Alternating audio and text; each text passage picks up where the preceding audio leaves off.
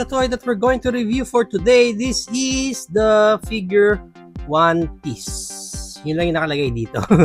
And again, this one is nakuha natin from TikTok. So, let's get it on.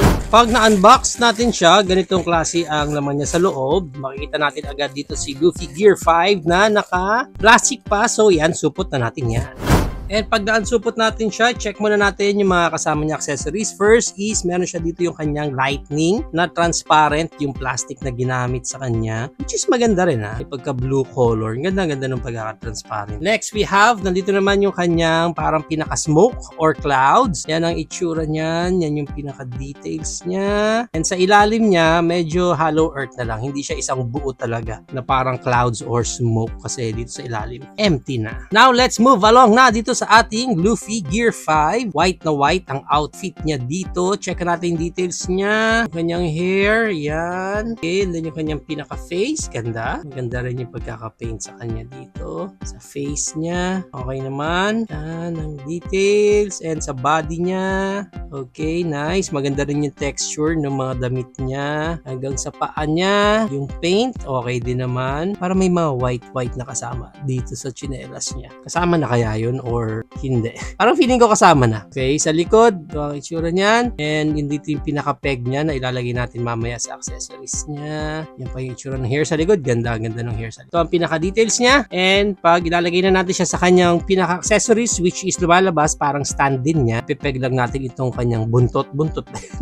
Siyempre, hindi niya buntot yan. Kakabit lang natin yan dyan. Yan, para natuloy siyang fart gear. Hindi fart gear. Fourth gear. Fourth gear niya yan, hindi fart gear. Kasi galing sa puwet. Anyway, ito pa yung isa pa niya accessories, yung lightning niya. Pwede nating ipahawak yan dyan kung gusto niyo. Open naman yung parang pinaka-palm niya dyan. Okay, so yan. Pwede niyo ipahawak sa kanya mismo. Pag ganyan. Yan, no? Yan, no? Ang ganda, oh. Diba? Ang ganda. Pwede nyo paglaruan pa or anything na gusto nyo mas okay pag dinisplay ninyo. Yan, pwede rin naman ganyan. Kung mas prefer ninyong ganyan. I don't know kung tama yung ginagawa natin dito. Pero, most likely, dyan nyo ilalagay yung thunder na yan. Kasi dito sa kabila, nakasarado na yung fist niya. Pero for me, parang mas okay sa akin pag ganyan. Yan. Basta ako, I'll stick with this one. Let me know na lang kung mali yung position ng lightning natin or kung mas may alam kayo na mas magandang position ng lightning. Comment down nyo na lang. So, ito na. Ang pinaka-itsura dito ni Luffy. Yan. Pag nailagay na natin lahat. Accessories niya. Even doon sa pinaka-stand niya.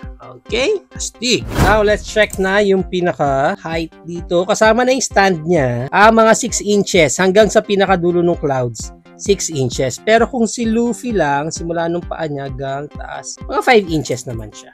Ang maganda niyan, i-compare pa natin siya sa iba pa natin figures tulad ng ating Bandai, Super Saiyan, Broly, ang ating MCF, Doomsday, Marvel Legends, Hulk, and ang ating Hello Kitty RX-78.